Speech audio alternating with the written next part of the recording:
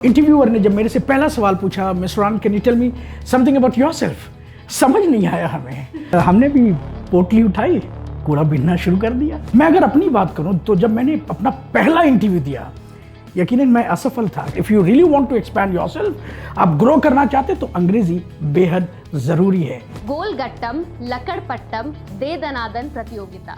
Hello, नमस्ते and welcome everyone. मैं हूं हर्षिता, एक एंकर, पब्लिक स्पीकर और स्पोकन इंग्लिश ट्रेनर। कोलकाता के पास एक छोटे से शहर से आई हुई ये लड़की, जिसका इंग्लिश से कोई वास्ता ही नहीं था, काफी बार ह्यूमिलिएशंस झेलने के बाद, इंटरव्यूज में रिजेक्शन झेलने के बाद मुझे ये रियलाइज हुआ कि इंग्लिश कितना ज़्यादा इम्पॉर्टेंट है। और आज मैं आपके सामने खड़ी हूँ जिसने 10,000 से भी ज़्यादा लोगों को ट्रेन किया है, उनकी इंस्पिरेशन बन चुकी हूँ। और अब ये मेरा गोल है कि ये 10,000 का नंबर मैं लाखों तक लेकर जाऊँ इस शो के जरिए। बड़े आए अंग्रेज सुनने में थोड़ा अटपटा लगता है, लेकिन इस शो का कॉन्सेप्ट बड़ा ही सिंपल है। इस शो के जरिए हम आपको ये रियलाइज करवाते हैं कि इंग्लिश सीखना बहुत आसान है, इंग्लिश बोलना बहुत आसान है। इस शो में हम आपको मिलवाते हैं कुछ ऐसे लोगों से जिन्होंने अपने लाइफ में ना ही सिर्फ इंग्लिश को लेकर स्ट्रगल फेस किया है, बल्कि इस स्ट्रगल को ओवरकम करके जीत भी हासिल की है। वो अपने जैसे कई सारे लोगों को ट्रेन करते हैं, उन्हें सशक्त बनाते हैं इंग्लिश बोलने के लिए और कामयाबी हासिल करने के लिए।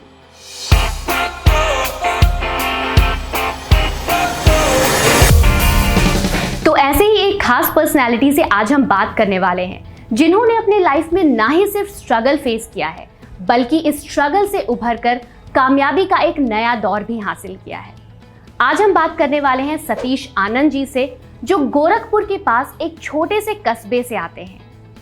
उनकी स्ट्रगल को देखकर काफी सारे यूथ आज इंस्पायर हो रहे हैं, उनमें एक कॉन्फिडेंस आ रहा है, उनमें एक आत्मविश्वास आ रहा है कुछ कर दिखाने का।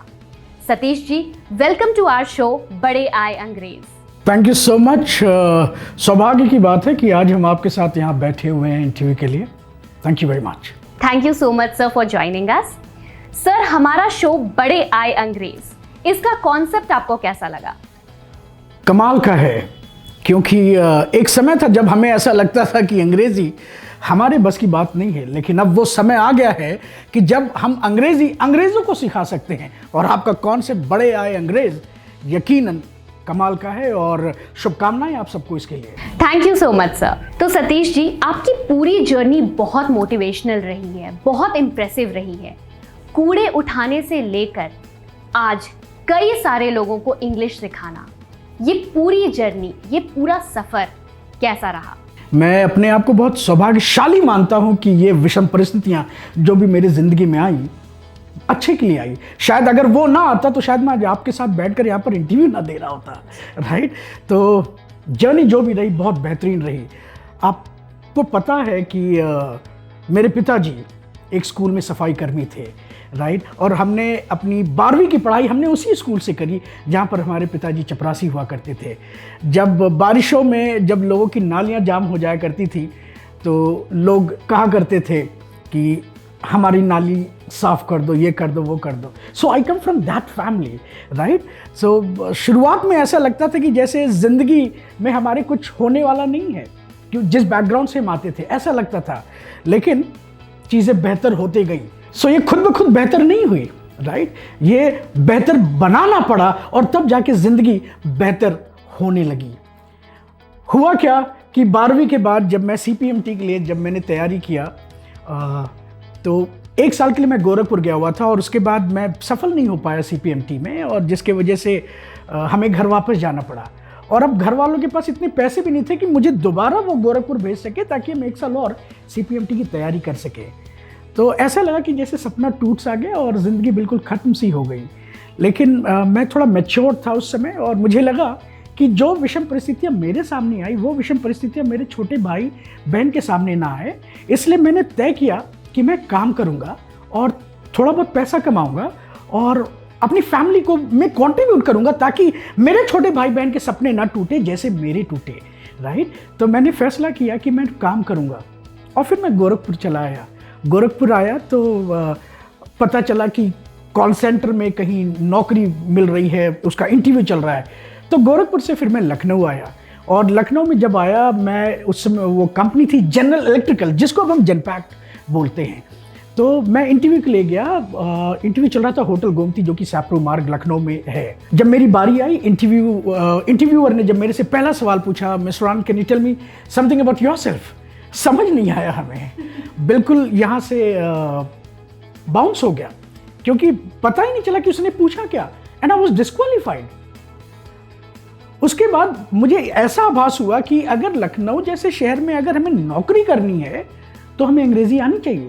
बहरहाल मैं वहाँ कॉल सेंटर वगैरह में जॉब करने के लिए नहीं गया था, हमें तो सिर्फ झाड़ू पोछा वाली नौकरी चाहिए थी, हमें पता भी नहीं था कि ये कॉल सेंटर होता क्या है। सो आई वाज डिस्क्वालीफाइड। उसके बाद लखनऊ में मैं एक ढाबे पे नौकरी करने लगा, वही झाड़ू पोछा मारता था, वो करता था। और उसी दरमियान पता चला कि एक बंदा है जो नौकरी बेच रहा था, और वो नौकरी वो दे रहा था यूरेका फॉर्ब्स में, हजरतगंज में कैनोपी लगा कर बैठा हुआ था। मैं उसके पास गया, मैंने पूछा कि क्या है ये और क्या करना पड़ेगा। तो उसने बताया कि सेल्स एग्जीक्यूटिव की जॉब है यूरेका फॉर्ब्स में, और सैलरी कितनी, 5,000। सो 5,000 उस समय एक ऐसा अमाउंट था जो मुझे लगा कि कमाल का है, और शायद मैं अपने फैमिली को बहुत बेहतर तरीके से सपोर्ट कर सकूंगा।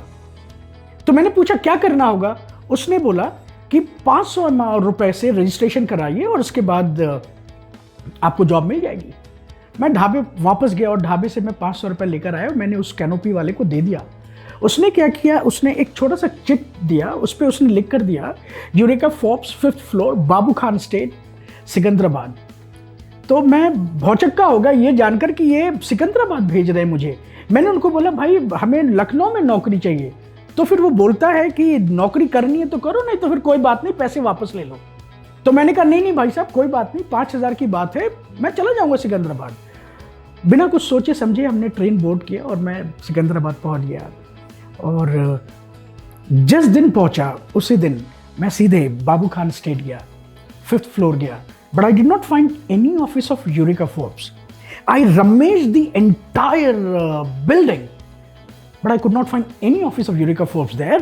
और मुझे पता चल गया कि धोखा हुआ है मेरे साथ। तो मैंने तय किया कि मैं वापस नहीं जाऊंगा। जो मेरा मकसद था पैसा कमाना और घर वालों को सपोर्ट करना, वो अभी भी पूरा नहीं हुआ था।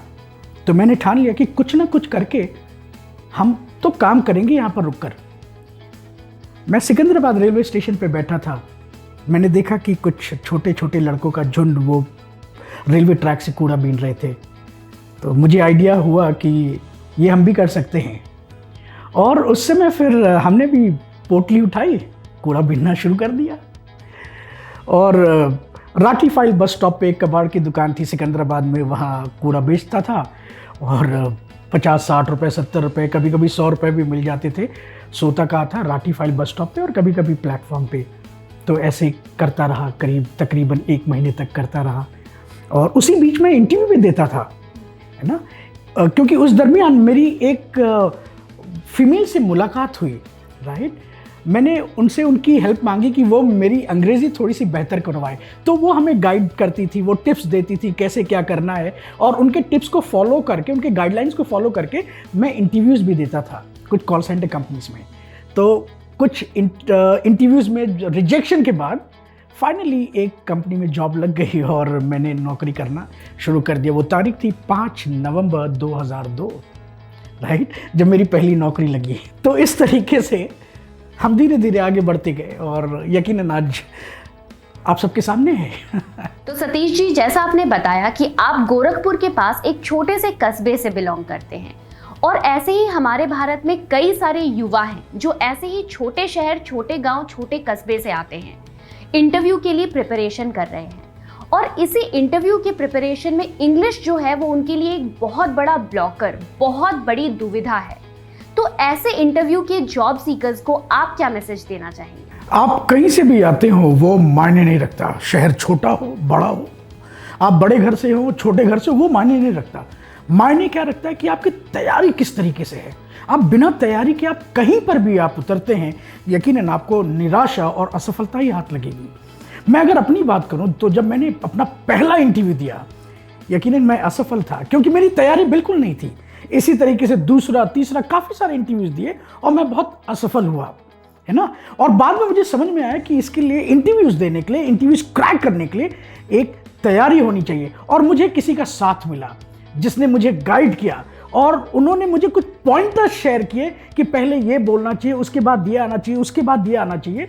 और उन पॉइंटर्स को फॉलो किया मैंने, उन गाइडलाइंस को मैंने इंप्लीमेंट किया और बहुत अभ्यास किया शीशे के सामने खड़े होकर। और जो मुझे गाइड कर रहे थे वो खुद मुझे अपने घर पे बुलाते थे और मैं उनके सामने इंटरव्यूज देता था, कई बार देता था। मेरे ख्याल से अगर आप 1 घंटे की बात करें तो घंटे में कुछ नहीं तो 8 से 10 अटेम्प्ट्स करता था। और तब जाके महीने 1.5 महीने लगे और मैं बहुत कॉन्फिडेंट हो पाया और तब जाके मैं इंटरव्यू में क्रैक कर पाया। कॉन्फिडेंस एक महज तरीका है जिससे हम इंटरव्यू क्रैक कर सकते हैं, साथ ही प्रैक्टिस, बिना प्रैक्टिस के कुछ भी पॉसिबल नहीं है। बिल्कुल सही कहा आपने। तो सतीश जी, काफ़ी बार ऐसा होता है कि जब हम लोगों से मिलते हैं, अपने स्टूडेंट से मिलते हैं, तो वो हमें कहते हैं कि हमें अपने मदर टंग को ज़्यादा इंपॉर्टेंस देनी चाहिए, हिंदी लैंग्वेज को ज़्यादा इंपॉर्टेंस देनी चाहिए अगर कंपेयर किया जाए इंग्लिश से। तो मेरा ये मानना है कि हिंदी और इंग्लिश दोनों ही बहुत ज़रूरी हैं। आपका क्या मानना है? क्या आपको लगता है हिंदी ज़्यादा ज़रूरी है कंपैरेटिवली इंग्लिश के? दोनों भाषाएं ज़रूरी हैं, सिर्फ हिंदी की क्यों बात करें और अंग्रेज़ी की क्यों बात करें। इस दुनिया में जितनी भी भाषाएं हैं, आप जितना सीख सकते हैं सीखिए, है ना। और अगर आप ईस्ट में जाएं तो वहाँ पर उनकी अपनी भाषा है, राइट। कोई बंगाली बोलता है, कोई आसामी बोलता है, कोई कुछ और। वेस्ट में जाएं तो मराठी, गुजराती, राइट। तो आप भारत के चारों तरफ जाएं और आपको चौतरफा भाषाएं आपको मिलेंगी, है ना। लेकिन अंग्रेजी, यकीन मानिए, आज के समय में सबसे ज़्यादा इंपॉर्टेंट है। If you really want to expand yourself, आप ग्रो करना चाहते तो अंग्रेजी बेहद ज़रूरी है, राइट। क्योंकि English is the passport, right. और शायद यही वजह है कि बीपीओ इंडस्ट्री में हम भारतीयों का दबदबा है, राइट। सो आपका जो कॉन्सेप्ट है ना शो का, बढ़े आए अंग्रेज, ये हूबहू बहुत खरा उतरता है। काफ़ी बार ऐसा होता है कि हम जब इंग्लिश बोलते हैं तो काफ़ी क्लैरिटी के साथ बोलते हैं। अगर इंडिया की बात करें तो कहा जाता है कि सबसे कम ग्रामेटिकल मिस्टेक्स जो है वो इंडियंस ही करते हैं। साथ ही सतीश जी, आपने एक बहुत अच्छी बात कही एक्सेंट के बारे में। एक्सेंट जो होता है वो हम दूसरों से कॉपी करते हैं। सर, एक्सेंट का एक बहुत बड़ा रोल है इंडियन इंग्लिश में। काफ़ी बार जब हम स्टूडेंट से बात करते हैं तो वो हमसे कहते हैं कि मैम हमें ब्रिटिश एक्सेंट सिखा दो, हमें अमेरिकन एक्सेंट सिखा दो। एक्सेंट के बारे में सर आपका क्या कहना है? क्या आपको लगता है कि एक्सेंट इंग्लिश में बहुत ज़्यादा ज़रूरी है? जैसे कि मैंने आपको बताया कि हम भारतीयों का बीपीओ इंडस्ट्री में बहुत ज़्यादा दबदबा है, क्योंकि जो हमारा एक्सेंट है ना वो न्यूट्रल एक्सेंट है। And neutral accent is globally acceptable और उसको समझा जाता है, राइट। तो अगर आपको लगता है कि आपका एक्सेंट ब्रिटिश होना चाहिए, आपका एक्सेंट अमेरिकन होना चाहिए, इसके चक्कर में लोग क्या करते हैं हर्षिता, मैं आपको बताऊं, बात वही हो जाती है, देसी कौवा मराठी बोल। शुरुआत में जब मुझे लगा कि हमें अंग्रेजी अपनी इंप्रूव करनी है तो मैं कॉपी करता था, है ना, ब्रिटिश एक्सेंट, अमेरिकन एक्सेंट की, एक अंग्रेज कैसा बोलता है, एक विदेशी कैसा बोलता है। उसके चक्कर में लोग मेरे ऊपर हंसते थे, क्या कहते थे, देसी कौवा मराठी बोल रहा है ना। तो एक्सेंट पे मत जाए, जो हमारा न्यूट्रल एक्सेंट है ना उसी में आप बोले। एक्सेंट पे आप ध्यान बिल्कुल मत दीजिए, क्योंकि हम भारतीयों का जो एक्सेंट है वो ग्लोबली एक्सेप्टेबल है, राइट। यस जी सर, जैसे आपने बताया कि हमें एक न्यूट्रल एक्सेंट रखना चाहिए। कहीं ना कहीं सर आपने ये बात बिल्कुल सही कही, जब हम कॉपी करते हैं किसी एक्सेंट को, जो ओरिजिनलिटी है हमारी इंग्लिश बोलने की, वो कहीं ना कहीं लूज हो जाती है। इसी के साथ सर हिंदी और इंग्लिश से मिला हुआ हम एक गेम आपके साथ खेलने वाले हैं, क्या आप तैयार हैं? बिल्कुल। तो सर हमारा गेम है चिट गेम, जिसमें मैंने कुछ 5 चिट्स बना के रखे हैं। इन 5 चिट्स में मैंने 5 हिंदी के शब्द रखे हैं। ये हिंदी के शब्द कुछ भी हो सकते हैं। आपको 1 बाय 1 इन चिट्स को उठाना है और मुझे देना है। मैं ये हिंदी शब्द पढ़ूंगी और आपको गेस करना है इसका इंग्लिश नेम। Ready sir? जी बिल्कुल। ओके, तो देखते हैं पहला चिट क्या है। दूरभाष यंत्र। दूरभाष यंत्र, इसे इंग्लिश में हम क्या कहते हैं? शायद telephone. You are absolutely right sir, telephone, जिसके बिना हमारा गुजारा नहीं है। दूसरा, उम्मीद करता हूं कि यह भी आसान हो।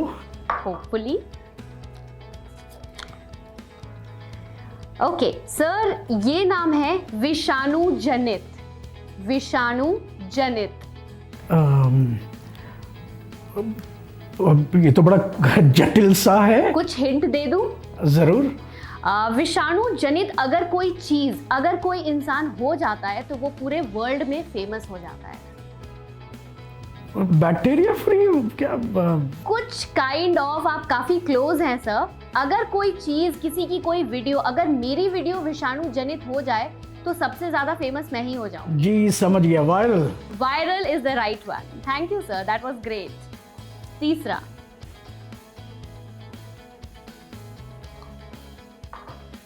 ओके तो इसको सर मैं 2 बार रिपीट करूंगी। जरूर। ये सेंटेंस है, गोल गट्टम लकड़ पट्टम दे दनादन प्रतियोगिता। गोल गट्टम लकड़ पट्टम दे दनादन प्रतियोगिता। गोलगट्टम क्या बॉल जैसा कोई गेम है क्या? आप हिंट देंगे हमें? हो सकता है। क्या है प्लीज? गोल गट्टम लकड़ पट्टम दे दनादन प्रतियोगिता। एक छोटा सा हिंट और देती हूँ सर, इंडिया के सारे लोग इस प्रतियोगिता से बहुत प्यार करते हैं। Cricket? Absolutely right, cricket is the right answer. Fourth, अंतरजाल। बहुत ही इजी शब्द है सर, 2 शब्दों का, अंतरजाल। जाहिर सी बात है, ये तो बहुत आसान है, इंटरनेट। एब्सोल्युटली राइट, जिसके बिना भी हमारा गुजारा नहीं है। यकीनन। आखिरी chit, the 5th one, let's see इसमें क्या है। श्रोतिका। क्या थोड़ा और हिंट देंगे आप मुझे? सर श्रोतिका एक ऐसा यंत्र है, मान लो आप कभी भी बोर हो रहे हो या आपको किसी से बात नहीं करनी, आप अकेले में इस श्रोतिका के साथ बैठकर वीडियोस देख सकते हो, गाने सुन सकते हो और मजे कर सकते हो। अच्छा, श्रोतिका यानी कि earphone. Absolutely right sir. I think मेरे हिंट्स जो थे वो काफी अच्छे थे। आपका जाहिर क्या सी कहना बात है, बिल्कुल सही बात। सतीश जी, एक छोटा सा सवाल आपके लिए है। जी जरूर। अगर आप आज से 10 साल पहले वाले सतीश आनंद को एक एडवाइस, एक सजेशन देना चाहेंगे तो वो कौन सी होगी? पता नहीं क्या सजेशन दूंगा मैं अपने आप को। सवाल बड़ा जटिल सा लगता है, लेकिन फिर भी 10 साल पहले अगर जाऊं तो शायद मैं अपने आप को एक ऐसे माहौल में ढालना चाहूँगा जहां पर मैं अंग्रेज़ी सीख सकूं और वो जो परिस्थितियां जो सामने मेरे आए वो ना आ सके, तो कुछ ऐसा करना चाहूँगा कि मेरी अंग्रेज़ी बहुत बेहतर हो जाए।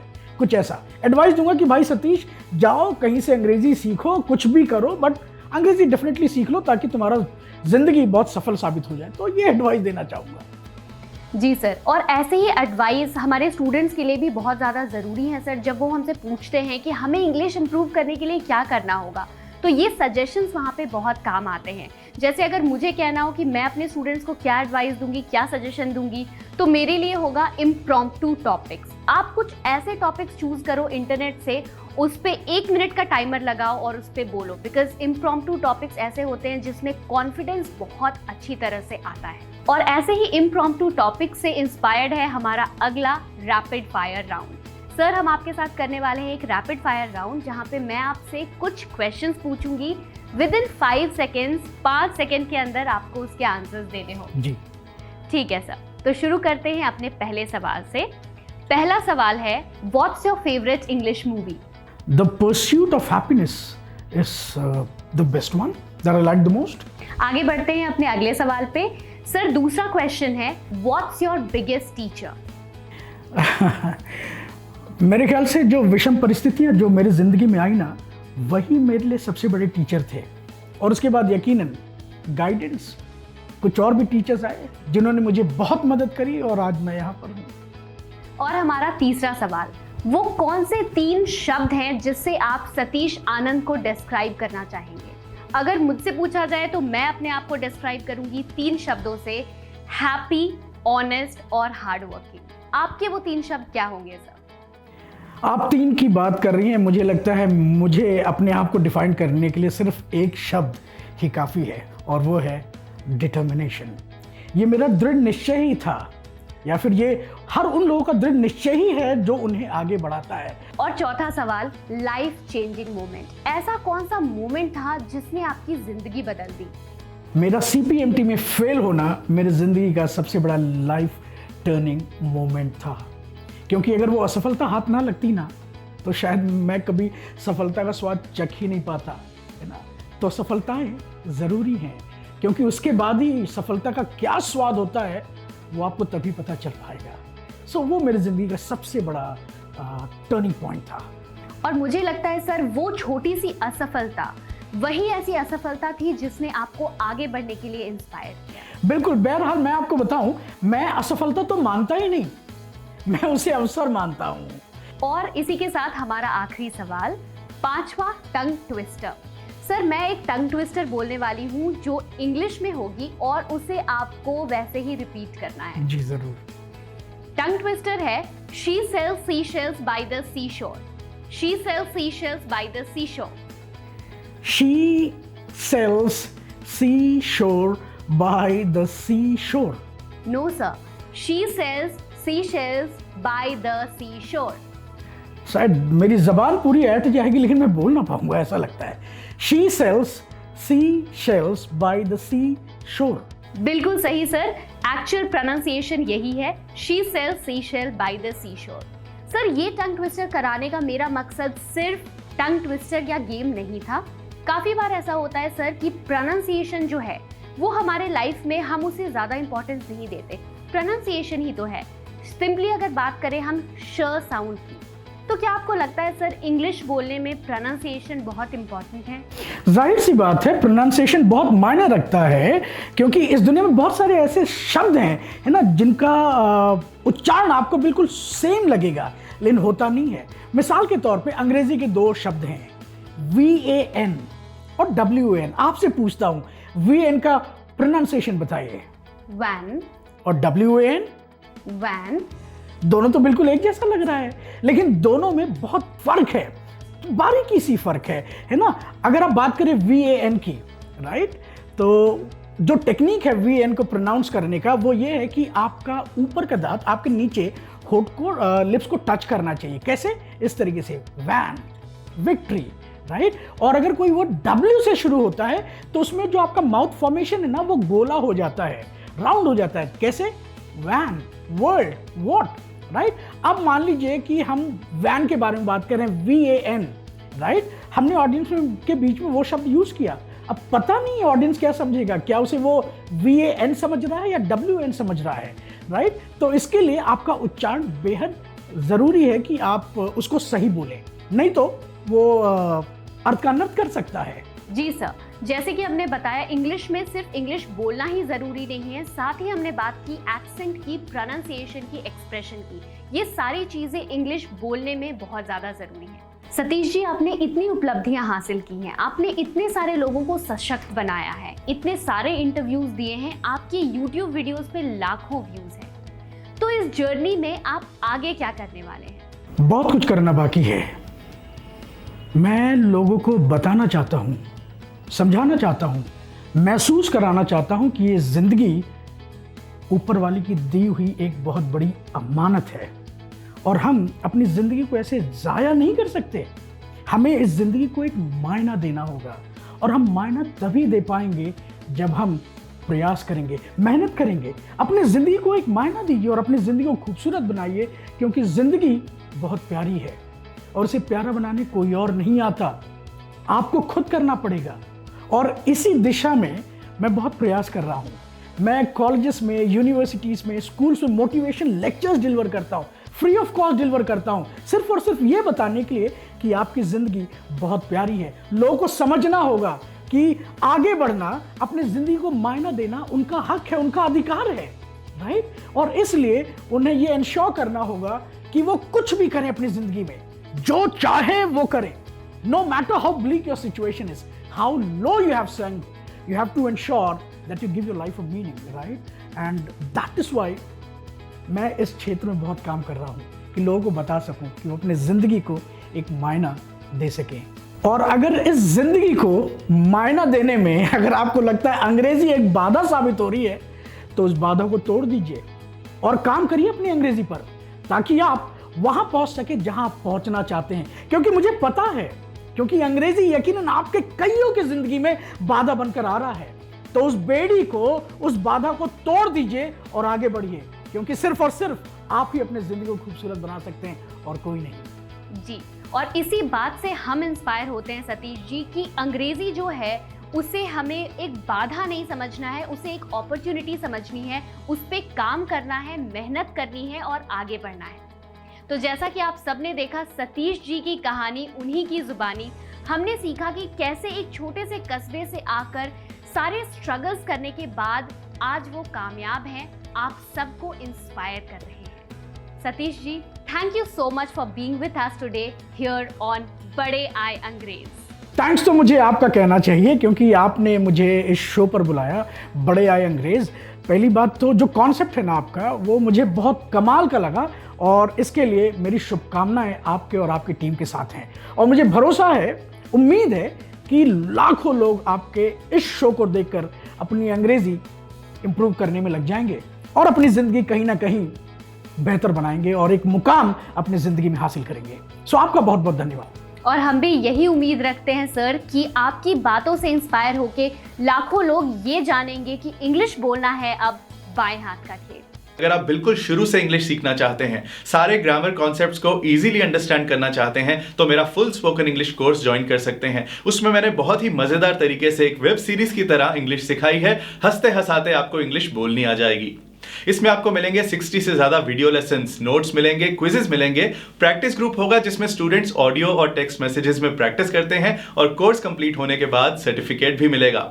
इसे ज्वाइन करने का लिंक डिस्क्रिप्शन में है या फिर आप avvalenglish.com पर भी जा सकते हैं। अगर होना है सफल तो फॉलो अव्वल।